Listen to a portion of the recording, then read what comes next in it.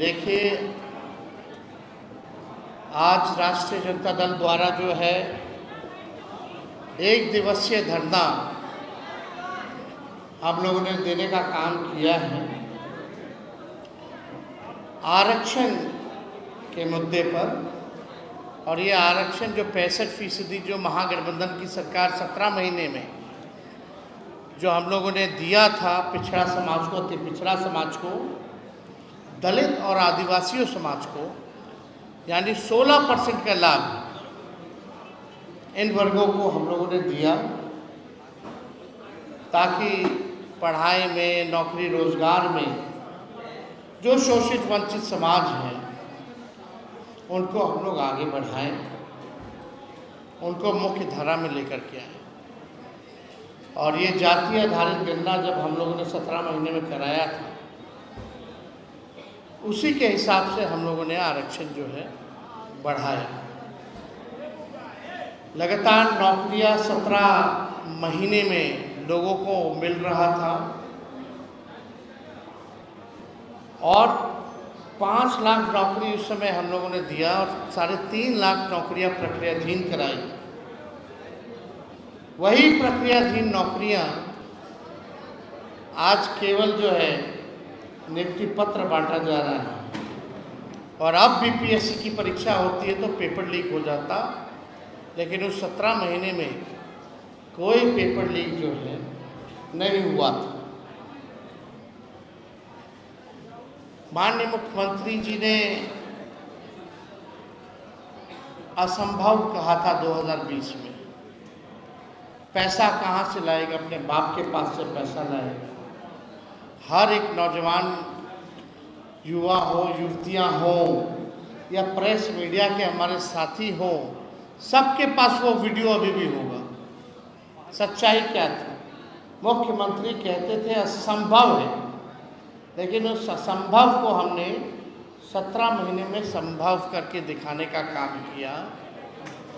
और आज जो नौकरियां, नियुक्तियां पत्र बट रही हैं, ये आगे बटेंगी। ये 17 महीने महागठबंधन सरकार की देन है। ये हम लोगों के लड़ाई और संघर्ष का नतीजा है। सबसे पहले देश भर में बेरोजगारी हटाओ यात्रा हम लोगों ने शुरुआत की।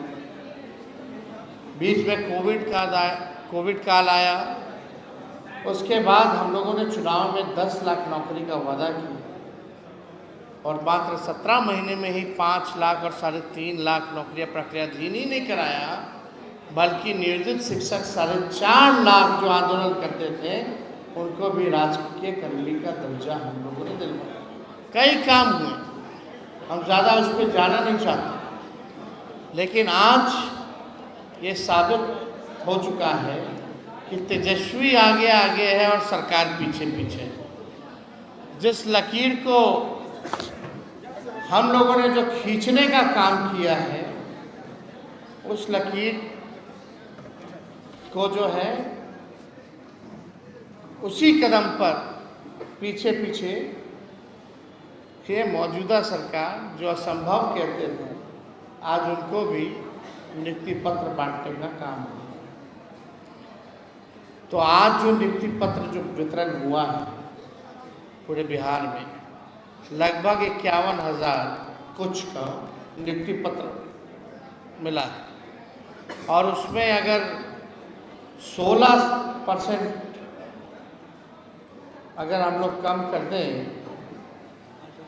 तो 8,222 नौकरियों का नुकसान पिछड़ा समाज, अति पिछड़ा समाज और दलित आदिवासी समाज को हुआ है। अगर ये आरक्षण रहता 16% 65%, तो आज पिछड़ा, अति पिछड़ा, दलित आदिवासी समाज का 8,222 नौकरियां और बढ़ जाती। लेकिन ये भाजपा अनुसूची 9 में इन लोगों ने नहीं डाला।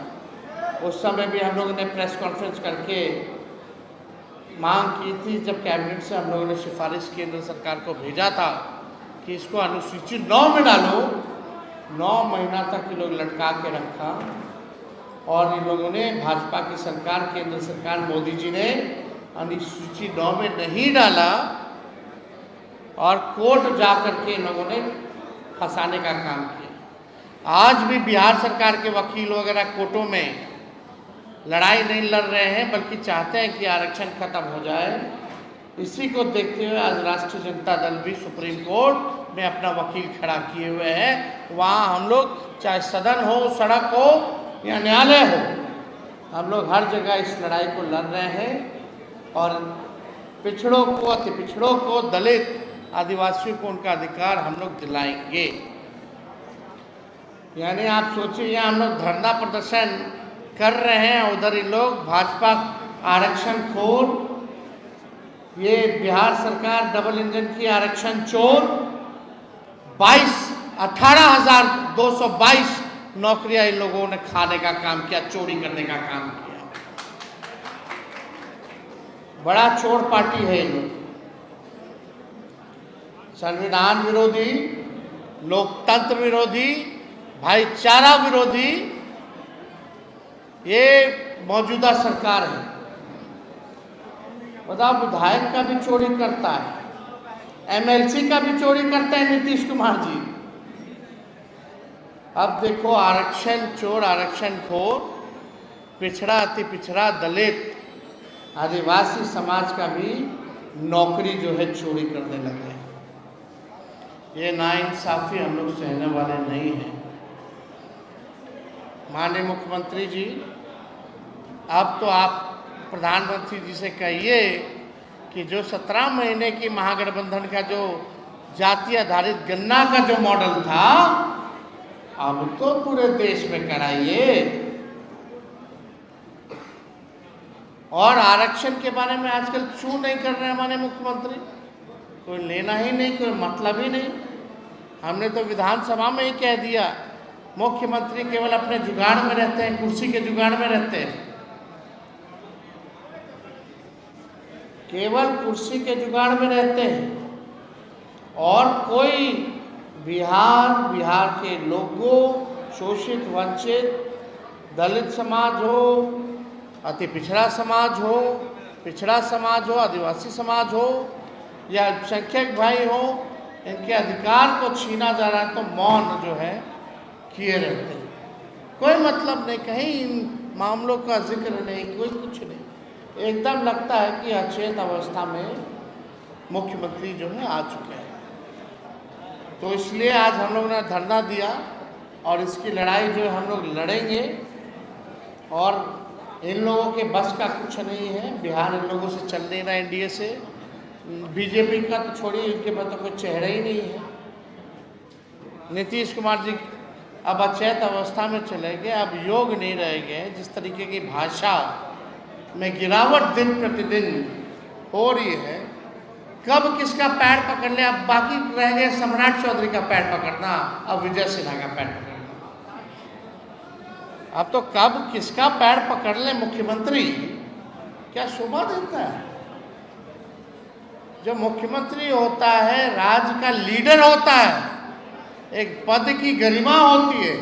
कभी किसी अधिकारी के सामने गिड़गिड़ाते हैं, हाथ जोड़ते हैं, मोदी जी का पैर पकड़ते हैं अपने कम उम्र के लोगों को। और देखो, जितने लोगों का इन्होंने राजनीति में अगर पैर पकड़ा तो केवल भाजपा के लोगों का ही पैर पकड़ा।